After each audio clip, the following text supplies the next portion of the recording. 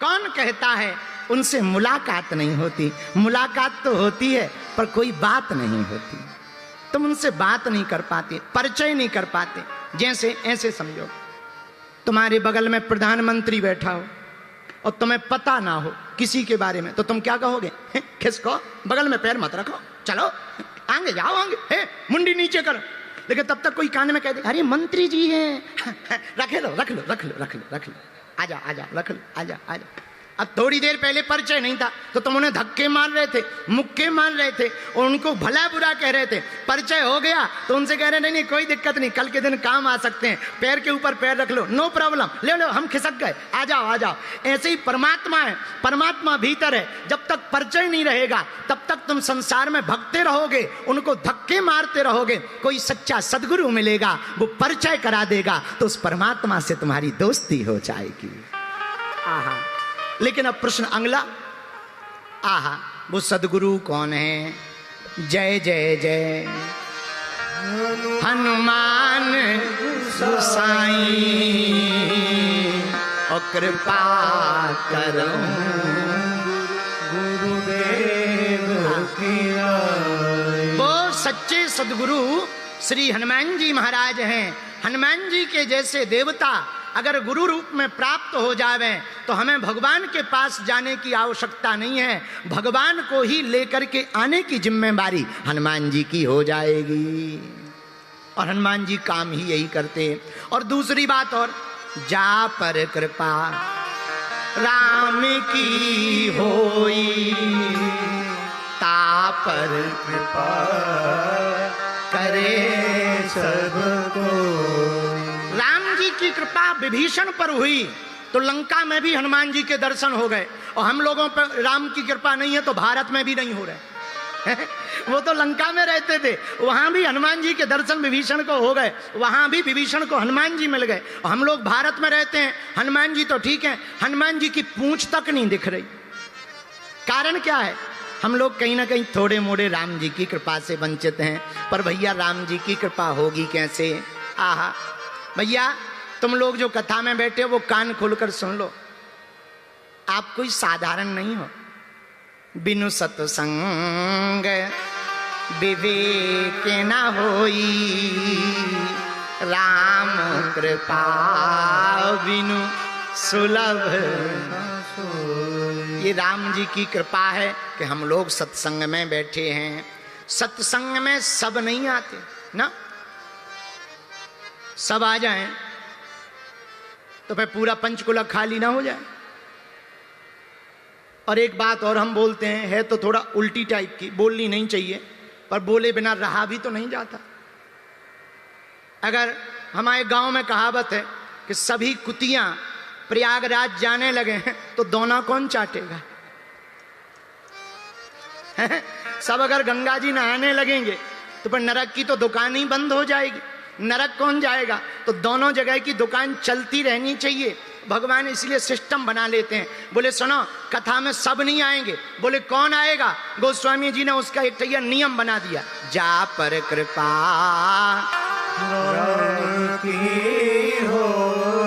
सब नहीं आएंगे, जिन पर राम जी की कृपा होगी वही कथा में आएंगे। ऐसे समझो, एक तर्क हम हमेशा देते हैं, जनता जिसको चुनती है वो संसद में जाकर बैठते हैं, भगवान जिनको चुनते हैं वो कथा में आकर बैठते हैं।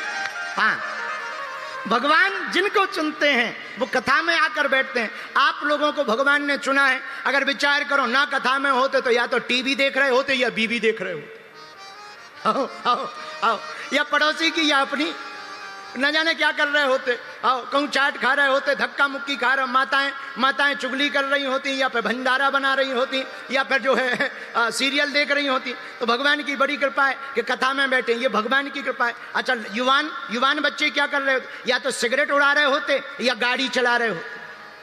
कुछ ना कुछ तो उपद्रव कर ही रहे होते। आदमी कुछ ना कुछ तो करता ही है। पर धन्य भाग्यशाली पंचकुला के पागलो कि तुम्हें भगवान ने चुना है जो कथा में आकर के बैठे हुए हो। लेकिन ये कृपा है कौन सी? जिस चौपाई पर कथा है, जा पर कृपा राम की होई, पर करे सबको। चलो एक बात और सुनो। एक बार विवेकानंद जी विदेश गए, दूसरी तीसरी बार अमेरिका। तो एक पेंटिंग करने वाला पेंटर आया। एक पंडित जी हमें कथा सुना रहे थे, हमें बहुत अच्छी लगी तो वो हम आपको सुना देते हैं। तो एक पेंटिंग करने वाला पेंटर आया, विवेकानंद जी से बोला कि हम लाइव पेंटिंग बनाते हैं, लाइव। अगर आपकी आज्ञा हो तो आप जब प्रवचन करने बैठो तो हम आपकी लाइव पेंटिंग बनाएं।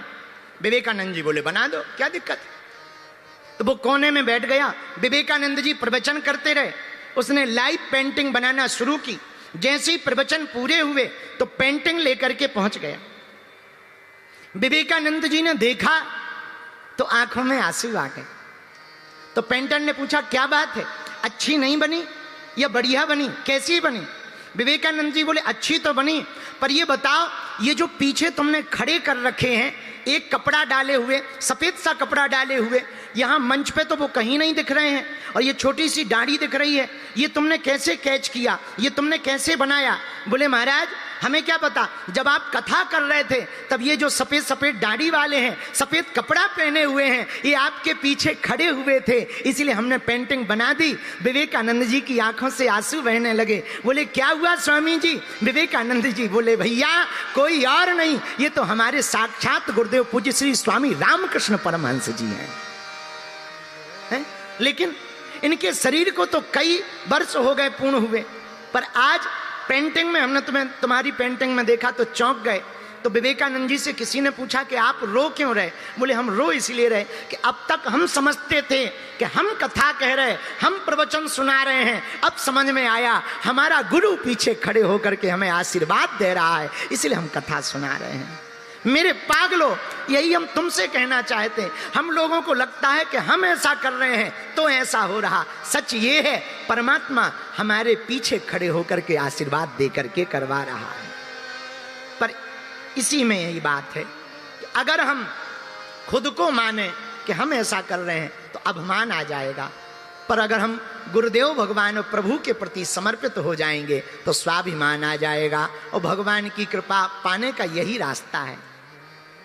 अपने गुरु के प्रति समर्पित हो जाओ, अपने आराध्य के प्रति समर्पित हो जाओ। अगर आप ठाकुर जी के प्रति समर्पित हो जाओगे तो भगवान को कृपा करनी ही पड़ेगी।